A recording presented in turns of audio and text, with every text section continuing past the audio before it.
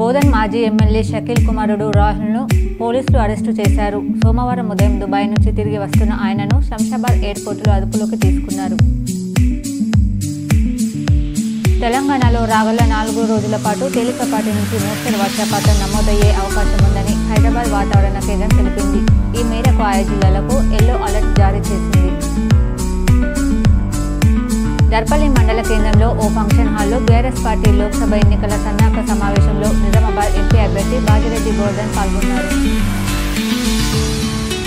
ఏర్గట్ల మండల వ్యవసాయ అధికారి అబ్దుల్ మాలిక్ ఏర్గట్ల సంఘం పరిధిలోని వరిధాన్యం కొనుగోలు కేంద్రాన్ని సందర్శించారు. ఈ సందర్భంగా ఏర్గట్ల మండల వ్యవసాయ అధికారి అబ్దుల్ మాలిక్ మాట్లాడుతూ వరిధాన్యం తేమ శాతం 17% మించకుండా ప్రభుత్వ నిబంధనలకు లోబడి తీసుకురావాలని రైతులకు సూచించారు.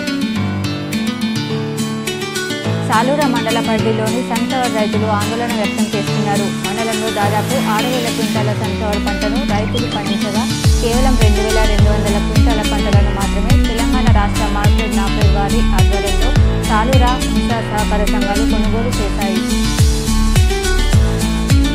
బాల్కొండ మండల కేంద్రంలోని భవానీ నగర్ వాసులు సోమవారం గ్రామ సచివాలయంలో వినూత్న రీతిలో నిరసన వ్యక్తం చేశారు. ఫ్లాట్లు ఏర్పాటు చేసిన అనంతరం జీపీ భూమిని తమ కాలనీ అవసరాల కోసం కేటాయించగా కొందరు అక్రమంగా కబ్జా చేస్తున్నారని కాలనీ వాసులు 2 రోజులుగా గ్రామ పంచాయతీ వద్ద నిరసన వ్యక్తం చేస్తున్నారు.